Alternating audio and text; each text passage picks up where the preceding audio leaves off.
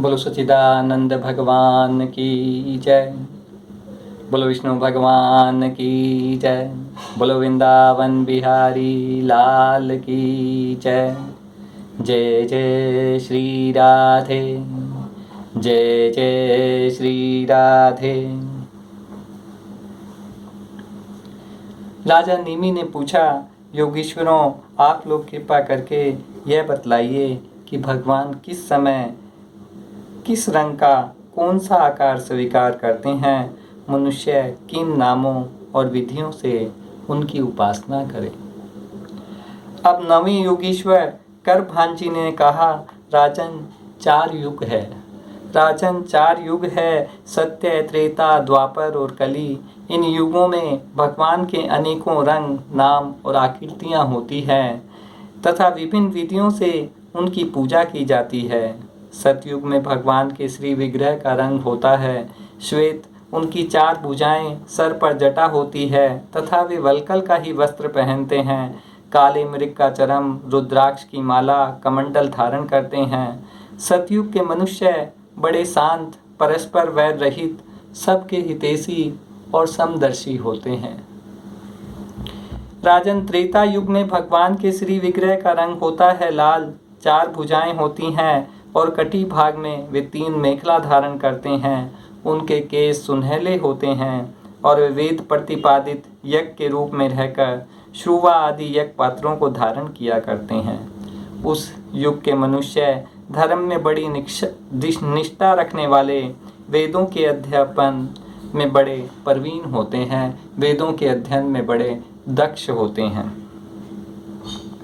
त्रेता युग में अधिकांश लोग विष्णु, यज्ञ, सुवर्देव, विशाकपि, जयंत आदि नामों से उनके गुण और लीला आदि का कीर्तन करते हैं। राजन द्वापर युग में भगवान के श्री विग्रह का रंग होता है सांवला।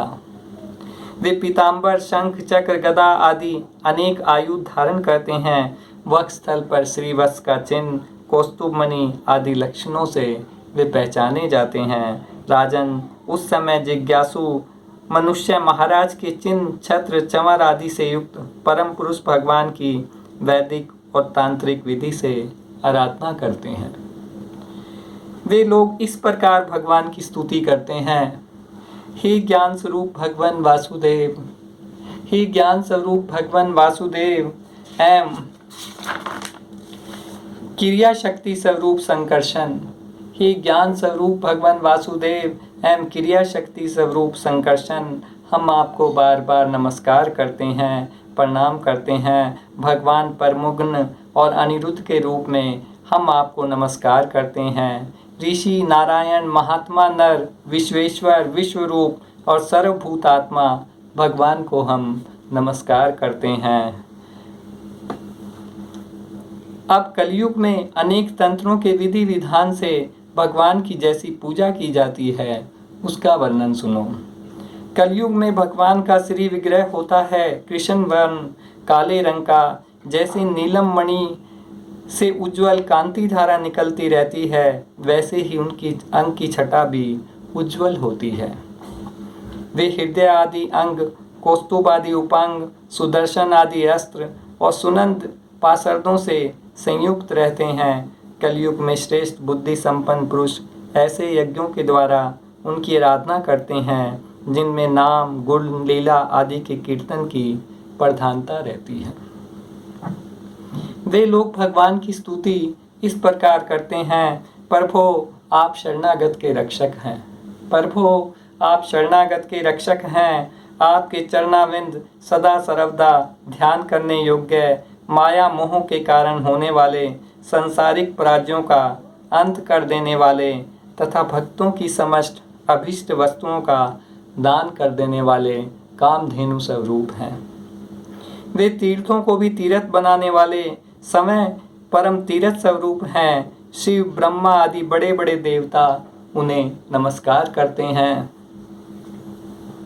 और चाहे जो कोई भी उनकी शरण में आ जाए उसे स्वीकार कर लेते हैं। बोले जो कोई भी प्रभु की शरण में आ जाए उसे स्वीकार कर लेते हैं। सेवकों की समस्त विपत्ति के नाशक तथा संसार सागर से पार जाने के लिए जहाज हैं महापुरुष, मैं आपके उन्हीं चरणाविंदों की वंदना करता हूँ, प्रार्थना करता हूँ। भगवान आपके चरण कमलों की महिमा कौन कहे।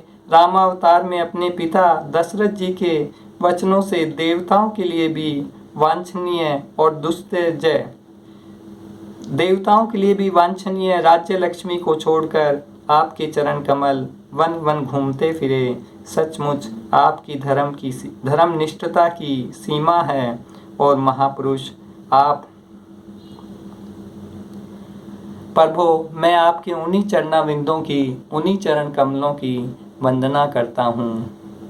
कलयुग में केवल संकीर्तन से ही सारे स्वार्थ और परमार्थ बन जाते हैं। कलयुग में केवल संकीर्तन से ही सारे स्वार्थ और परमार्थ बन जाते हैं। इसलिए इस युग का गुण जानने वाले सारग्राही श्रेष्ठ पुरुष कलयुग की बड़ी प्रशंसा करते हैं, इससे बड़ा प्रेम करते हैं।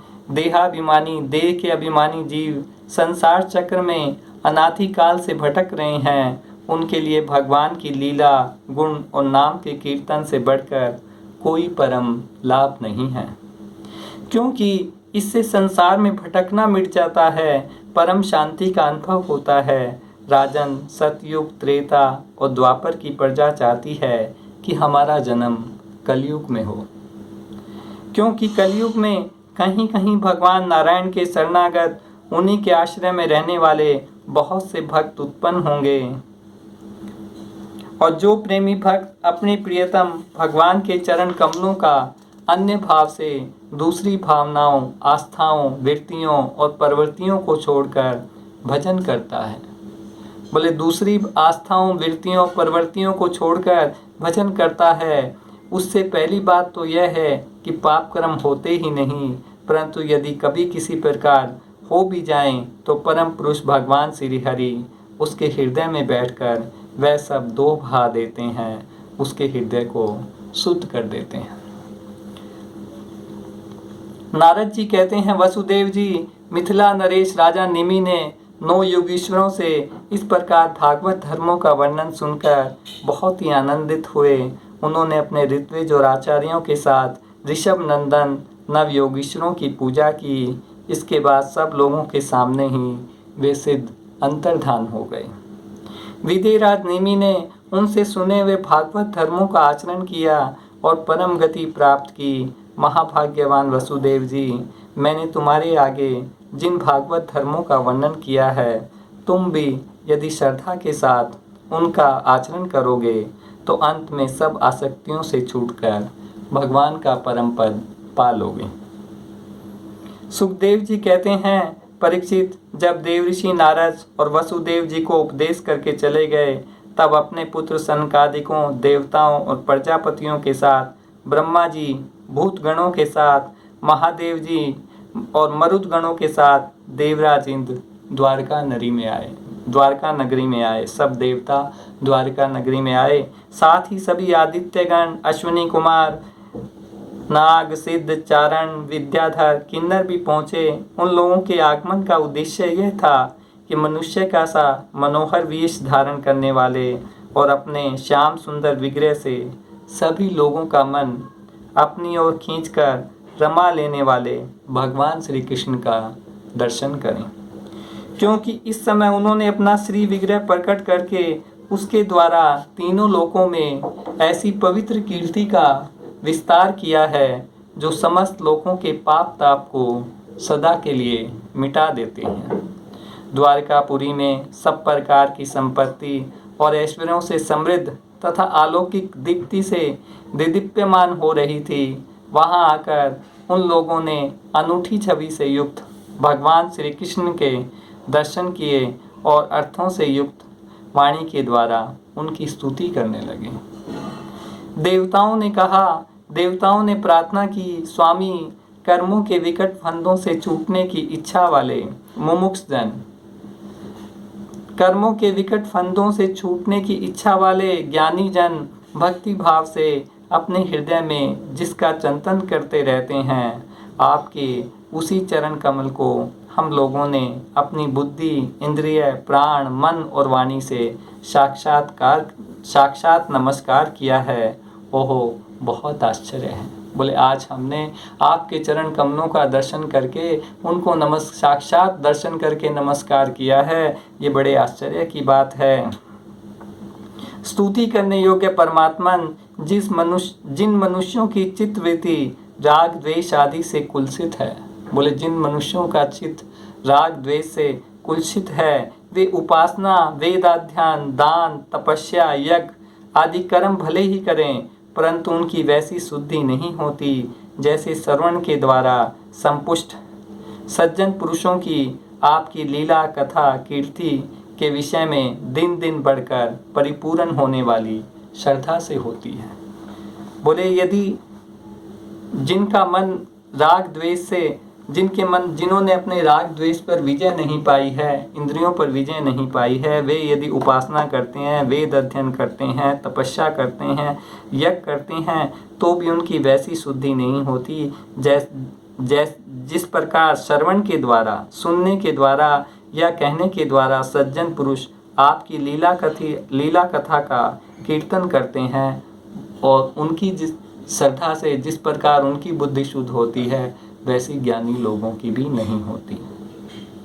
प्रभु, आपके वे ही चरण कमल हमारी समस्त अशुभ वासनाओं, विषय वासनाओं को भस्म करने के लिए अग्नि स्वरूप हो। वे अग्नि के समान हमारे पाप तापों को भस्म कर दें। आपने त्रिलोकी की पाप राशि को धोने के लिए 2 प्रकार की पवित्र नदियां बहा रखी है। आपने 2 प्रकार की पवित्र नदियां बहा रखी है। एक तो आपकी अमृतमयी लीला से भरी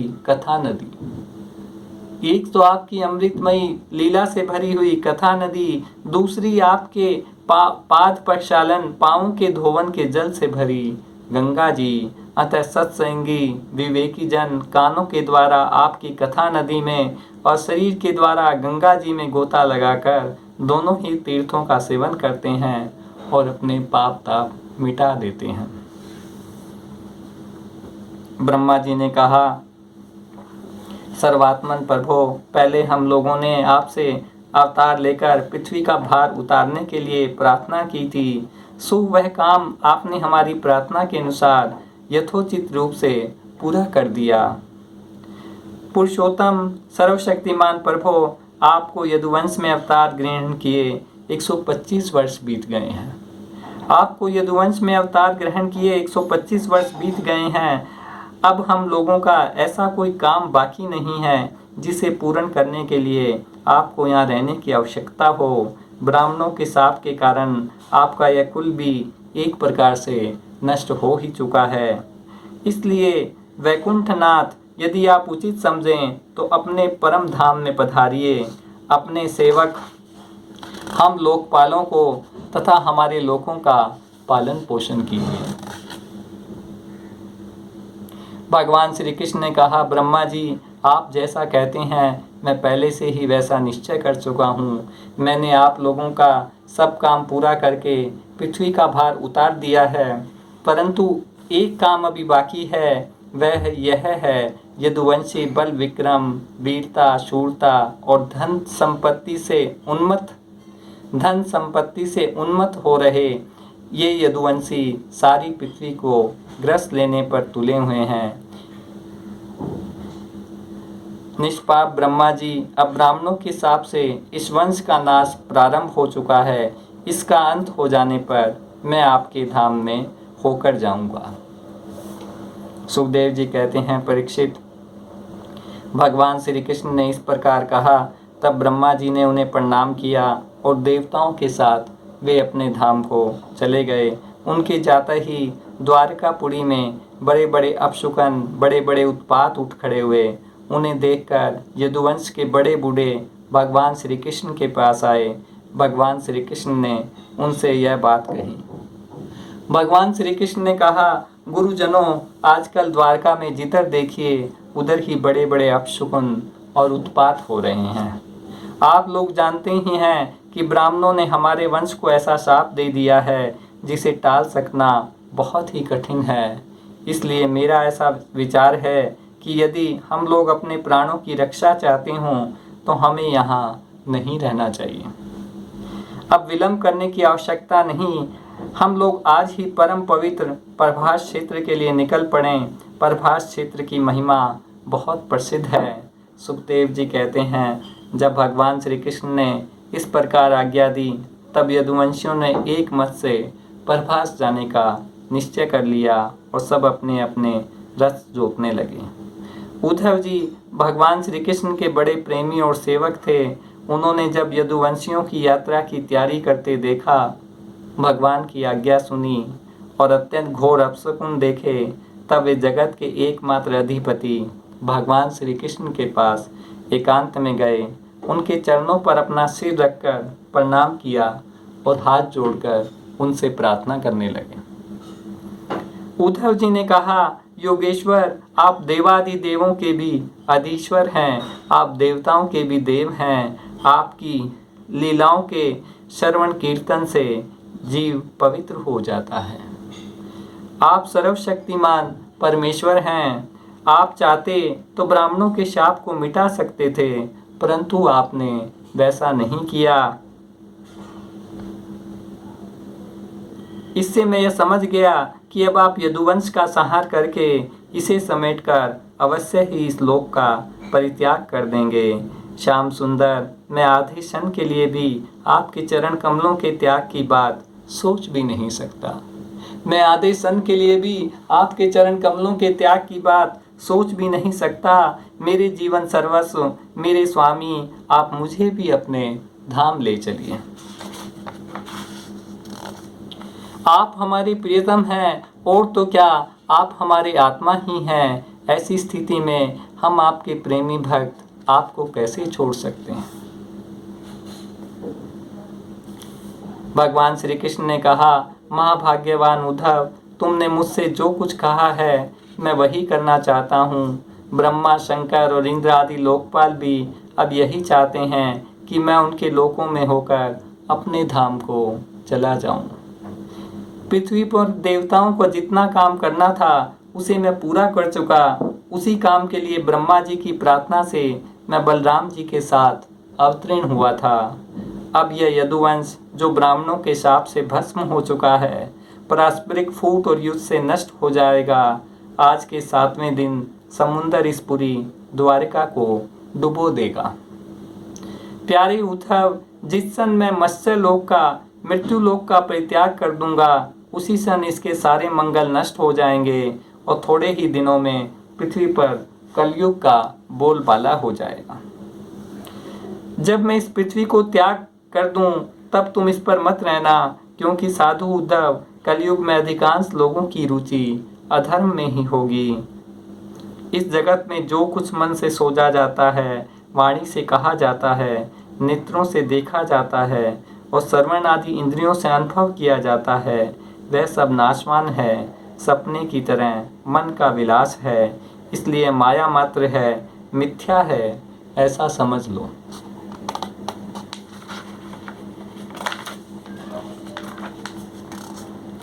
इसलिए उद्धव, तुम पहले अपनी समस्त इंद्रियों को अपने वश में कर लो, उनकी बागडोर अपने हाथों में ले लो और केवल इंद्रियों को ही नहीं, चित्त की समस्त वृत्तियों को भी रोक लो। फिर ऐसा अनुभव करो कि यह सारा जगत अपनी आत्मा में फैला हुआ है।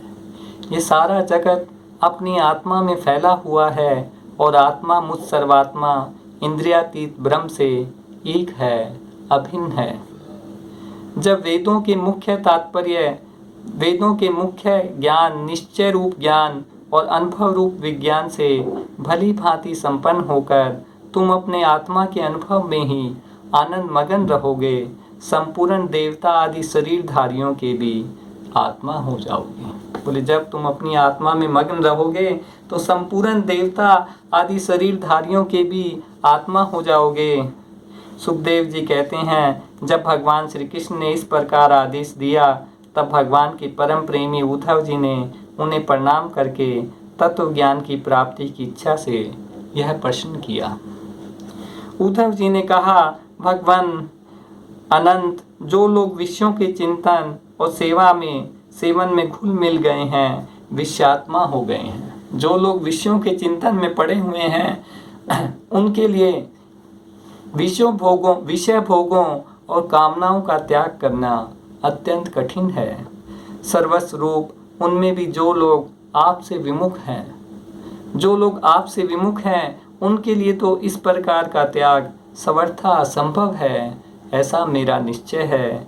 प्रभु, मैं भी ऐसा ही हूँ। मेरी अति इतनी मूढ़ हो गई है कि यह मैं हूँ, यह मेरा है। इस भाव से आपकी माया, खेल, देह और देह के संबंधी स्त्री, पुत्र, धन आदि में डूब रहा हूँ। अतः भगवान, आपने जिस संन्यास का उपदेश किया है उसका तत्व मुझ सेवक को इस प्रकार समझाइए कि मैं सुगमता पूर्वक उसका साधन कर सकूं।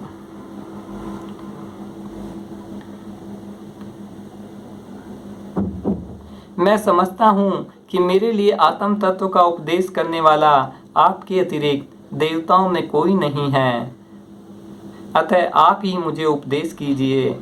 श्री भगवान कृष्ण ने कहा, उद्धव, संसार में जो मनुष्य, ये जगत क्या है, इसमें क्या हो रहा है, ये जगत क्या है, इसमें क्या हो रहा है इत्यादि बातों का विचार करने में निपुण है, वे चित्त में भरी हुई अशुभ वासनाओं से अपने आप को समय अपनी विवेक शक्ति से प्राय बचा लेते हैं। समस्त प्राणियों का, विशेषकर मनुष्य का आत्मा अपने हित और अहित का उपदेशक गुरु है। बोले समस्त प्राणियों का, मनुष्य का आत्मा ही उनके हित और उपदेशक गुरु है, क्योंकि मनुष्य अपने प्रत्यक्ष अनुभव और अनुमान के द्वारा अपने हित अहित का निर्णय करने में पूर्णतः सक्षम है। सांख्य योग धीर पुरुष इस मनुष्य योनि में इंद्र शक्ति, मन शक्ति आदि के आश्रयभूत मुझ आत्म तत्व को पूर्णतः प्रकट रूप से साक्षात्कार कर लेते हैं। इस विषय में महात्मा लोग एक प्राचीन इतिहास कहा करते हैं। वह इतिहास परम तेजस्वी अवधूत दत्तात्रेय और राजा यदु के संवाद के रूप में है। एक बार धर्म के मर्मज्ञ राजा यदु ने देखा कि एक त्रिकालदर्शी तरुण अवधूत ब्राह्मण निर्भय विचर रहे हैं। तब उन्होंने उनसे यह प्रश्न किया। राजा यदु ने पूछा, ब्राह्मण, आप कर्म तो करते नहीं, फिर आपको यह अत्यंत निपुण बुद्धि कहाँ से प्राप्त हुई?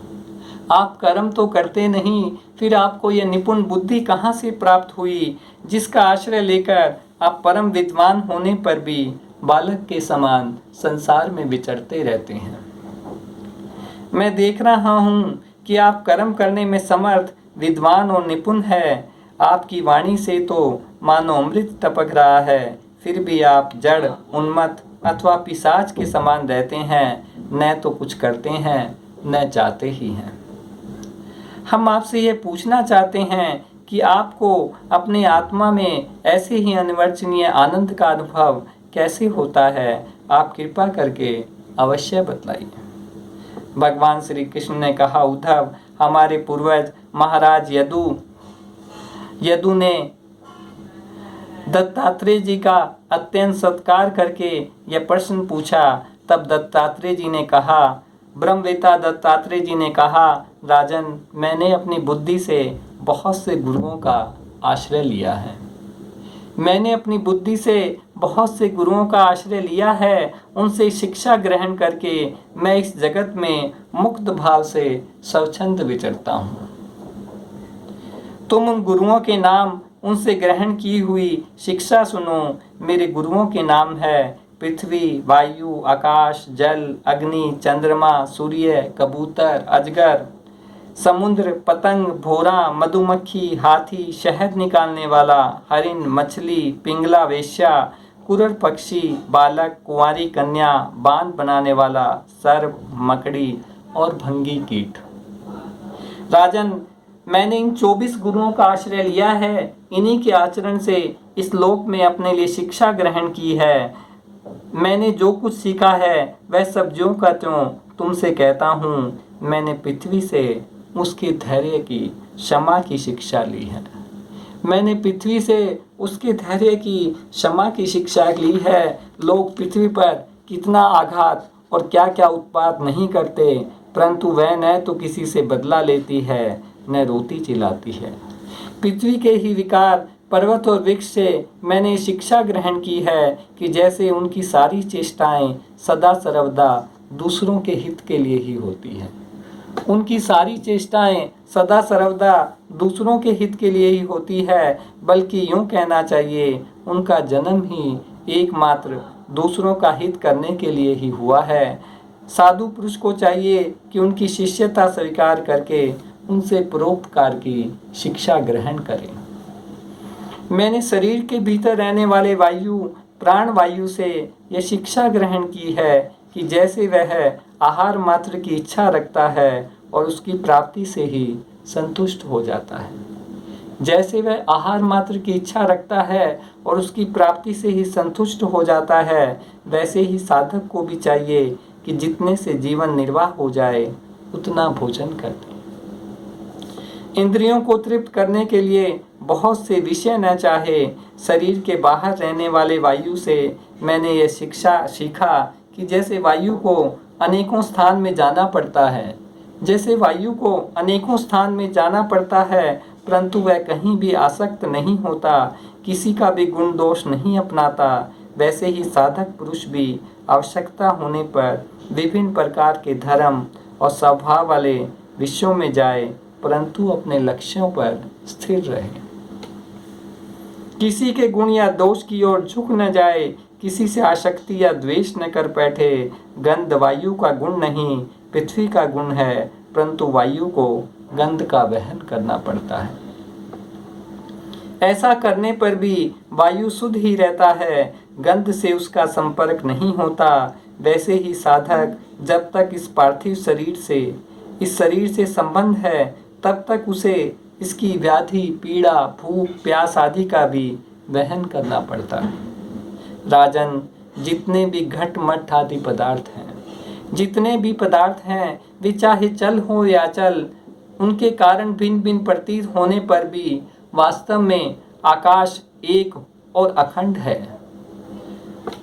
बोले भिन्न भिन्न प्रतीत होने पर भी वास्तव में एक आकाश एक अपरिच्छिन्न अखंड ही है। वैसे ही चर अचर जितने भी सूक्ष्म स्थिर स्वरूप हैं, उनके आत्म रूप में सर्वत्र स्थित होने के कारण ब्रह्म सभी में है। बोले जितने भी पदार्थ हैं उन सभी में ब्रह्म है। साधक को चाहिए कि सूत के मणियों में व्याप्त सूत के समान आत्मा को अखंड देखे। यह इतना विस्तृत है कि इसकी तुलना कुछ कुछ आकाश से ही की जा सकती है। इसलिए साधक को आत्मा की आकाश रूपता की भावना करनी चाहिए। जिस प्रकार जल स्वभाव से ही स्वच्छ चिकना मधुर और पवित्र करने वाला होता है, तथा गंगा आदि तीर्थों के दर्शन स्पर्श और नामाचरण से भी लोग पवित्र हो जाते हैं, वैसे ही साधक को भी स्वभाव से ही शुद्ध स्निग्ध मधुर भाषी और लोक पावन होना चाहिए। जल से शिक्षा ग्रहण करने वाला अपने दर्शन स्पर्श और नामोच्चारण से लोगों को पवित्र कर देता है। राजन, मैंने अग्नि से यह शिक्षा ली है। मैंने अग्नि से यह शिक्षा ली है कि जैसे वह तेजस्वी और ज्योतिर्मयी होती है, जैसे उसे कोई अपने तेज से दबा नहीं सकता, वैसे ही उसके पास संग्रह परिग्रह के लिए कोई पात्र नहीं है, सब कुछ अपने पेट में रख लेती है। और जैसे सब कुछ खा पी लेने पर भी विभिन्न वस्तुओं के दोषों से वह लिप्त नहीं होती, वैसे ही साधक भी परम तेजस्वी तपस्या से इंद्रियों से अपराभूत भोजन मात्र का संग्रही और यथा योग्य सभी विषयों का उपभोग करता हुआ भी अपने मन और इंद्रियों को वश में रखे, किसी का दोष अपने में न आने दे। अपने मन और इंद्रियों को वश में रखे, किसी का भी दोष अपने में न आने दे। जैसे अग्नि कहीं अप्रकट रहती है कहीं प्रकट, वैसे ही साधक भी कहीं गुप्त रहे कहीं प्रकट हो जाए। वह कहीं कहीं ऐसे रूप में भी प्रकट हो जाता है जिससे कल्याणकामी पुरुष उसकी उपासना कर सके। वह अग्नि के समान ही भिक्षा रूप हवन करने वालों के अतीत और भावी अशुभ को भस्म कर देता है और सर्वत्र अन्न ग्रहण करता है। साधक पुरुष को इसका विचार करना चाहिए कि जैसे अग्नि लंबी चौड़ी टेढ़ी मेढ़ी लकड़ियों में रहकर उनके समान ही सीधी टेढ़ी लंबी चौड़ी दिखाई पड़ती है, वास्तव में वैसी है नहीं। वैसे ही सर्वव्यापक आत्मा भी अपनी माया से रचे हुए कार्य कारण रूप जगत में व्याप्त होने के कारण उन वस्तुओं के नाम रूप से कोई संबंध न होने पर भी उनके रूप में प्रतीत होने लगता है। बोलो सच्चिदानंद भगवान की जय। बोलो विष्णु भगवान की जय। बोलो वृंदावन बिहारी लाल की जय। जय जय श्री राधे। जय जय श्री राधे।